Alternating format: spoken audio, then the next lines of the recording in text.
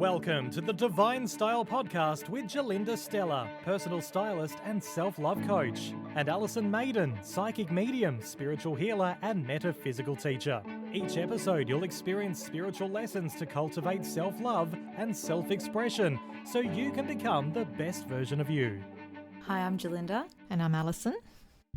Wow, this has been a bit of a journey. We've gone through all of the chakras. We're on to the very last one. Yes, it's certainly been a wonderful journey exploring everybody's chakras.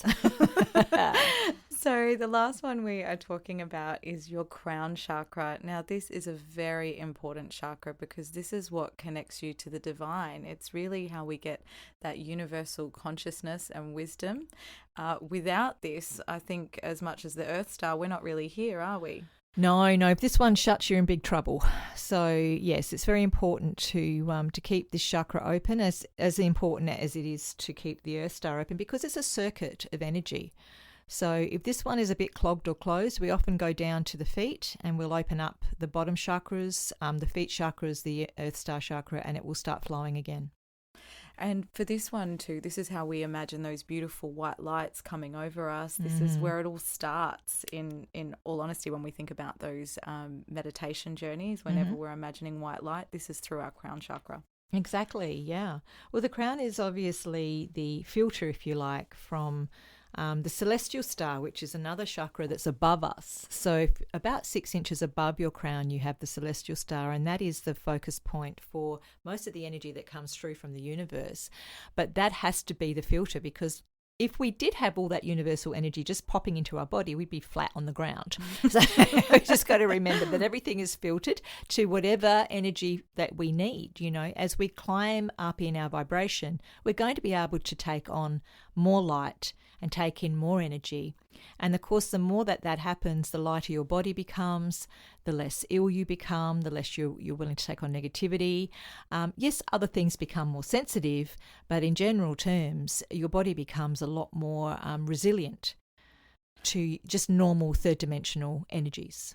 When I think about this chakra, because obviously it's open for most people if you're alive, but when it's quite overactive, and I know for myself in the past it has been overactive, it's kind of that airy fairiness. It's kind of where you're not really here. You're not grounded enough. Not grounded enough. And I think I've spoken before when we were talking about the base chakra that I really struggled with that. It's because I was so connected to the higher realm. It was very hard for me to want to come down, because it is so, you do feel lighter when you're playing in that space. However, then you're not really connecting, because you're sort of, you can't really focus on anything, and it makes you feel quite sort of heady.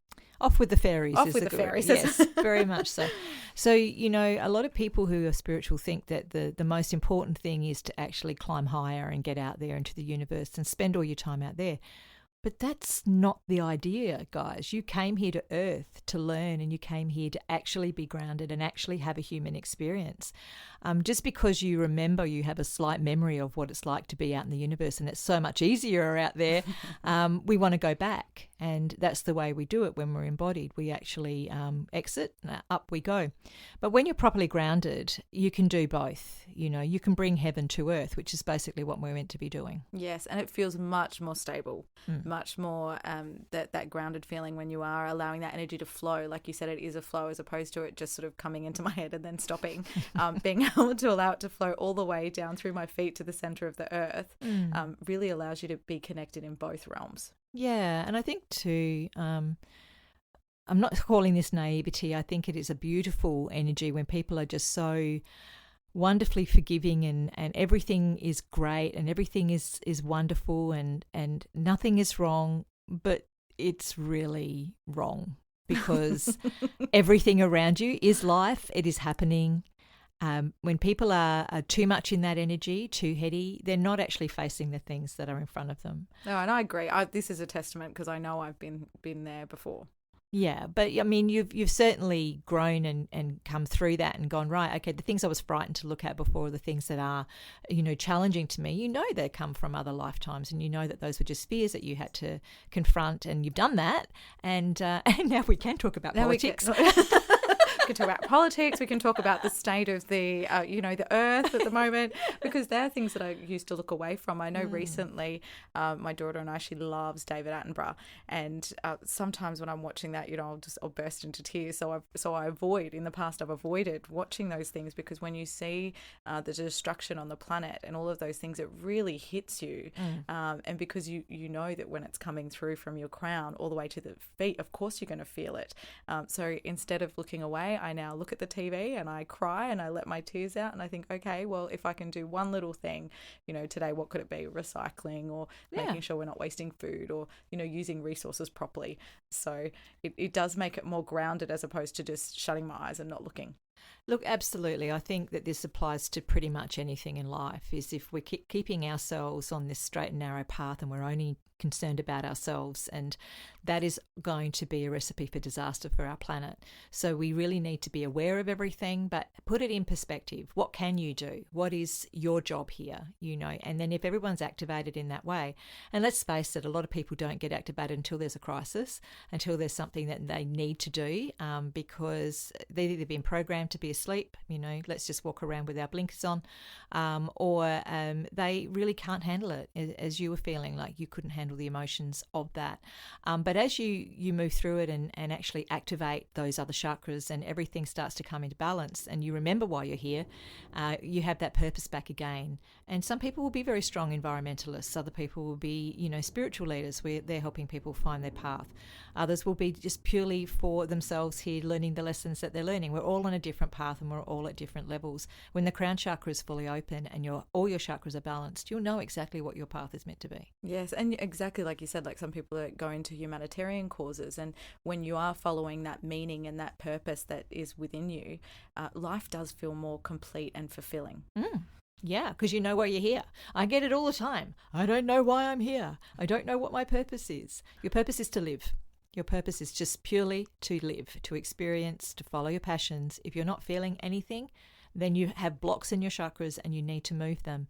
And once you do that and you do start feeling it, then follow your heart, follow your feelings. If you're trapped in a job that you absolutely hate, don't stay there. Don't stay there, change it. And people say, I can't. Well, you can. You can. If you lost your job tomorrow, you would have to change. Okay, so we are often pushed by the universe into crisis points because we are so miserable and so unhappy in a situation. And really the purpose of life is to bring joy to ourselves and to find things that do make us joyous and happy, whatever that might be. It might be a small thing. It could be watching David Attenborough. Yes. And seeing the little turtles make it to the sea. Oh, that's so beautiful. See, that would make me cry. Whatever brings joy, it's very important. The crown, as you're saying, the crown is probably one of the most important chakras. If it's underactive, how does this show up? So obviously, like, overactive is where your head's in the clouds. When it's underactive, is this sort of being sort of closed off to that's ideas? Neanderthal type thinking, where you find that everything is purely about pleasure, purely about anger, survival instincts, the real base chakra stuff.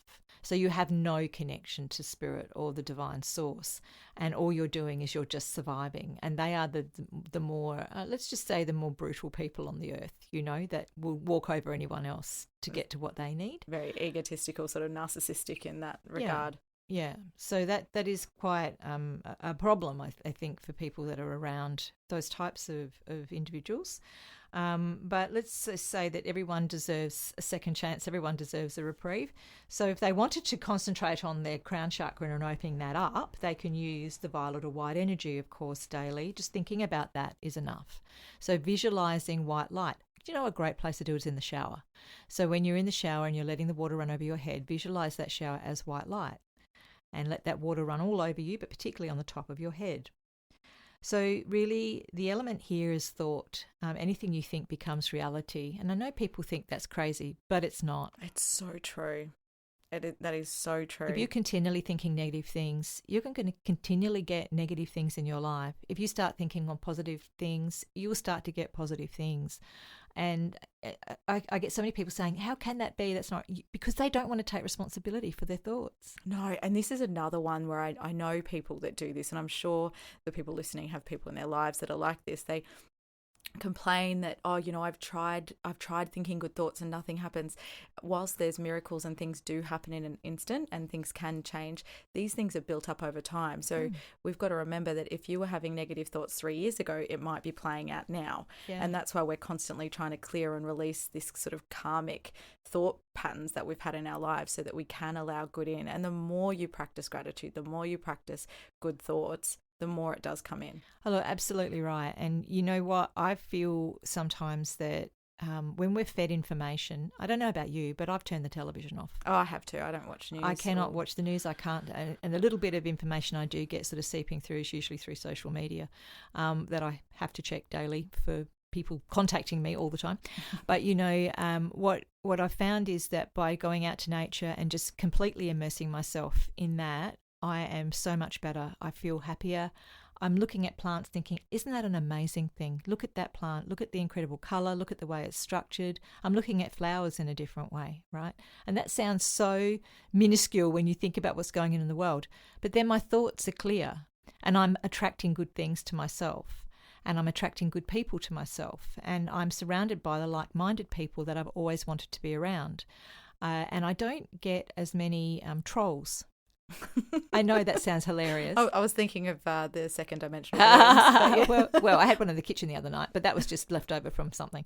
But anyway, the actual attacks, if you like, from people that sometimes when I've been in a negative frame of mind, going back a few years ago, I used to get a lot more attacks. Now I don't get so many, which is really interesting, isn't it? Because my headspace isn't there. It's not with them. My vibration has moved to a different bandwidth. It's like, as I was explaining to a student last night, it's like, you're on Triple M, I'm on HIT. We're on different bandwidths. And if you are on the higher one, then of course you're not going to be really knowing what's going on below you. So by having that vibration, you're going to start to pull people up to you instead of you having to go down to their level and be sort of overwhelmed with all that negativity. I think one thing too, it's really easy for us to say to change your thoughts, and obviously there's a process in that because we often ruminate, and it's easy once you get into that negative cycle to keep thinking that way, and it just starts small. Like you might not realize you're thinking negative until 2 days later or a week, and then it gets shorter and shorter to the moment that you'll go in a split second, oh my gosh, I just had a negative thought. Yes. Because these things are patterns. They're literally thought patterns. I think of it like little train tracks in our mind that we go back and forth within the brain, and it just slowly but surely you can change the direction of that path. I found it really interesting. When I was a paramedic, I had several jobs which were pretty traumatic, and it all happened in a week. Kind of set me over the edge a little bit, and I had to have some time off. It set off certain things inside of me, and it was all triggers for me to heal. And I was appreciative later on in my life that I had those opportunities to heal those things. But at the time, it's really what our first responders go through is really, whether it's from the ambulance or to police to even when you go into the hospital, the emergency rooms, what you see is really graphic and horrific, and our defence force as well. Yeah, not something that you see on a daily basis, and not something that anybody, just from the street would necessarily be able to cope with either. No, but I think the most important thing for me was at that time I had a really amazing psychologist who helped me through, and I believe that psychologists are a gift to the earth. I think having someone that you can talk to that can just bring you back to that point of recognition, and it very much was like, let's live in the now. Let's be right now. Let's not worry about what's going to happen down the track. Because a lot of the things that happened during that week all involved children. Now, sure, in a career spanning, 10 years, you might have a few terrible jobs where you go and the children are in a state. But for me, it was every single day for a week. And then I had young kids at home. And so how it manifested for me was I was checking behind my car constantly to make sure my children weren't there. It was something that happened to me after a job where a little toddler had been run over by its parent in the driveway. This sort of stuff manifests because your own fear of losing or your own fear is coming into it. And when you're not exposed to those things every day, like some people are, you will sort of be quite blasé about it because it's never happened to you, so it's not going to ever happen to you. So that's why when we start to really become aware and we start to look around us at the world and everything that's happening in it, like we can now because of social media and all those things that are showing us constantly about the world and what's happening, we can become overwhelmed with all those things. And it's natural for your anxiety levels around that to start rising when these things are happening within your own family or within people around you when you hear stories. I mean, I know it's not the same, but I know a friend said to me she'd run over her cat, and literally every time I reverse now, I'm worried, and my cat won't even go near our car. Yeah. But it's just one of those things that sort of sits in your in brain, your head. Yeah. and creates these. So obviously I do need to clear something there. But having like human life is just so precious, and to have and your own children are more precious than anything, obviously. Exactly. But I think what I found back then, and the thing that really got me through, apart from past life regression therapy, which I went to and had done and removed a lot of the fears, was to be able to stay in the moment and just to know that I was safe in that moment. And each moment that comes up, you know you're safe. So it is reprogramming your thoughts. It is coming back to understanding that it hasn't happened. It's not going to happen. It's not going to happen to me. You know, those things are just sort of like in your mind constantly. And so you're pulling in that good thought of, I'm fine, everything's perfect. And we start looking at that on a long-term basis, and that's more of what you're going to get. Because the universe actually reacts and responds to not only your thoughts, but your feelings on things. Which are incredibly powerful, because it's what we think and what we feel go hand in hand, and how we feel about any scenario. And this is why we've spoken about feeling and how important it is to allow your feelings to come and go and rise and fall, and not kind of store them or keep them. The amount of times I think of, even in our own bodies, how tense we are, how much we hold on to things. Yeah. And when we do a meditation, I mean, at nighttime, the best thing I find to do is you go through from your feet to your head, and you just allow all those little muscles to relax. And you'll be asleep before you get to your knees, really. Definitely. Relaxation's a big part of everything. But I think too, you know, not overthinking things is so important, and this is what the chakra is all about. So focusing your energy on bringing in the energy from the universe and bringing it through, and understanding that the universe is going to take care of you. That you are actually very protected, that your guides are always there, and they're always trying to tell you, like, move down this way because this is a better option for you, and not to be so scared of everything all the time because someone's got your back, you know. And I know that a lot of people believe in God, and a lot of people believe in Jesus, and that's wonderful, and they're wonderful belief systems to have. You know, some people will believe in Buddha, and other people will believe in just the earth or the earth energies. Whatever your belief system is, it's important to have one. And even if you just believe in science, whatever it might be, if you've got a belief system there that can back you up and that you feel safe in, that's a really important thing to have to move through your life. Things feel pointless. They feel meaningless if you don't believe in anything. I've actually come across a few people. I've had some very in-depth conversations with a few people about this, and an atheist, one person that I had an interesting conversation with one night, and he was just saying that he didn't believe in anything at all, that he was it, and that his decisions and what he did was absolute, and he had no one to answer to. And he wasn't a bad person at all. He was a very nice man. But it just made me think about how he's actually made himself completely sovereign, and that he is God. And isn't that what a lot of people are trying to achieve? That is a really good point when you look at it like that. I recently watched this awesome documentary, and it was called The Divided Brain, and it spoke about how our left brain is so linear and it likes to break things down into small little pieces, whereas the right brain can see the bigger picture of everything, and being able to use both sides and you see the whole is what makes it perfect, isn't it? Because there is that in essence we are all God, because we are creators and we have choice, and we don't realize the impact that one little thing, one little thought that we have can have an effect on someone else. Correct. So really ironic, isn't it? It's quite funny, and it like challenges you to think differently, and you know, and not to judge either other people's points of view. I mean, clearly we have some people in our society that don't care about others, and that can make life very difficult for us. But, you know, we have choices to move away from those people and just continue on our path and do what we need to do without judgment or harm to those others that are around us that maybe don't think the same way we do. So I think that part of being a universal being is to be able to just move forward without judgment, you know. And I was coming home from a situation the other day. When I say a situation, it was probably a talk, I suppose, with someone.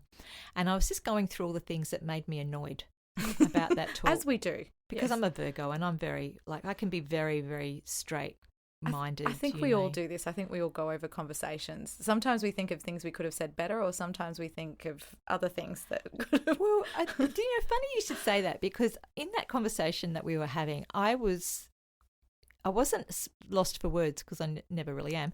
But what I found was that it didn't matter what I said. There was no way I was going to convince this person otherwise. And then I thought, why do I need to?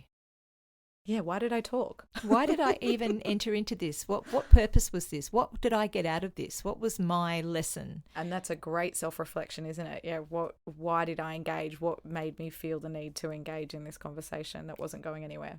And you know what it was? It was actually that I cared about that person. And I thought, I'm going to feel bad if I lose you. Aww. Yeah.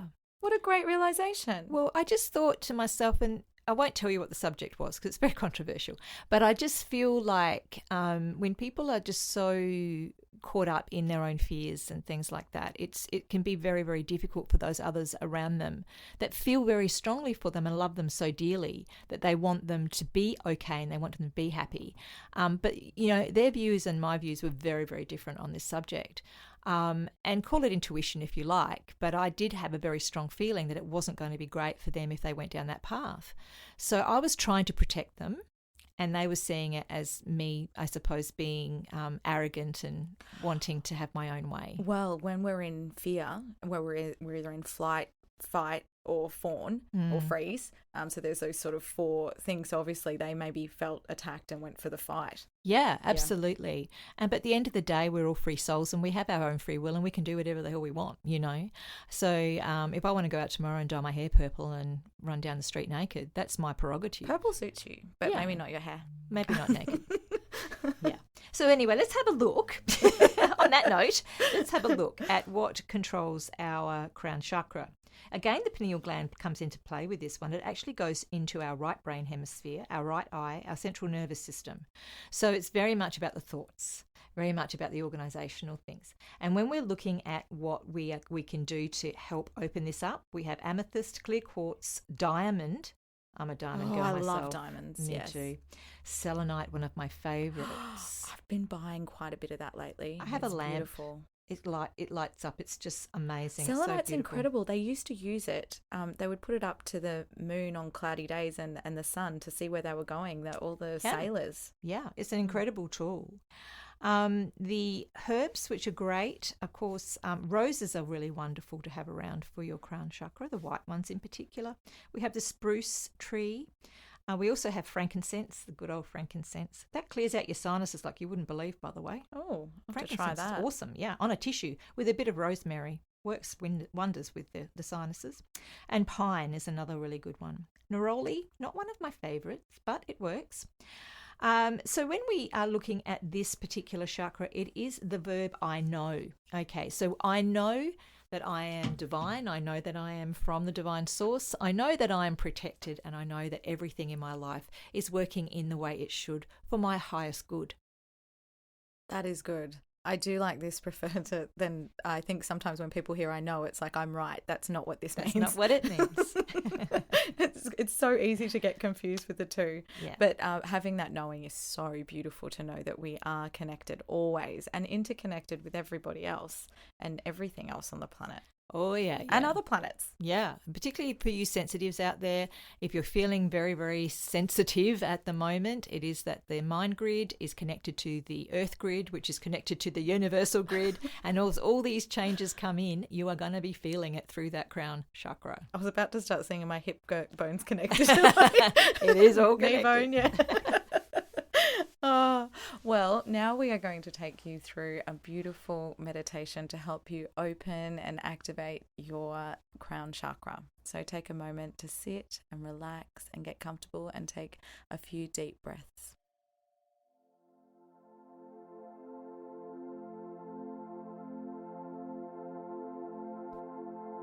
Imagine that you're sitting in a beautiful garden full of white flowers. The sun is setting and the night sky is coming up above your head. Stars start to twinkle. And the moon is rising, this beautiful, full, creamy white light. As you sit and breathe in, wonderful smells, roses, hyacinth, jasmine, are around you.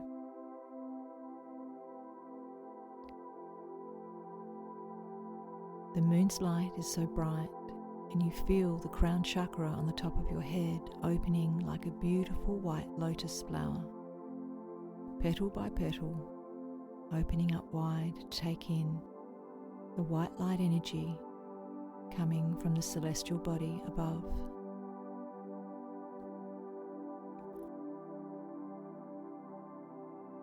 As the white light comes through the crown, it moves through the pineal gland into the third eye, charging and emptying of all negativity, the throat chakra, the heart chakra, the solar plexus chakra, the sacral chakra, and the base chakra, moving down into the earth star chakra through your legs and your feet. And the circuit becomes complete.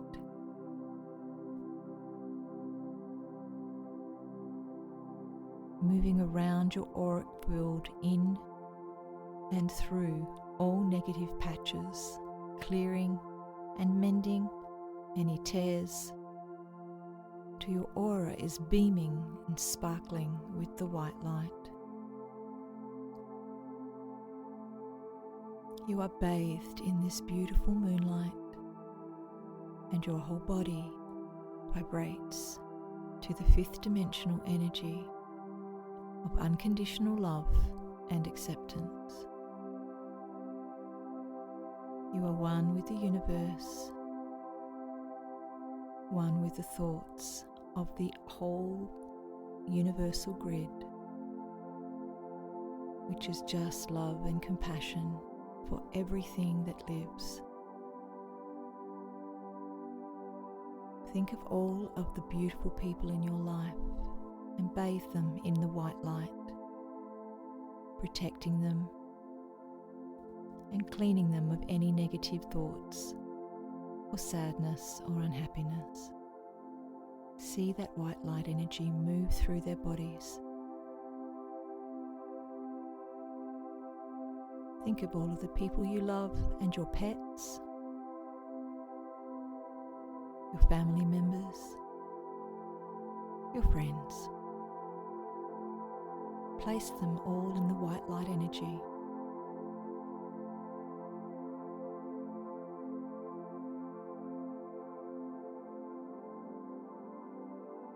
Finally, bringing the energy back now into your crown chakra and allowing it to settle, aligning with all of the other chakras in your body in perfect harmony and balance.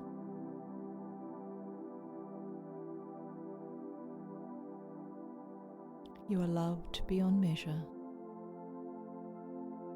Be at peace.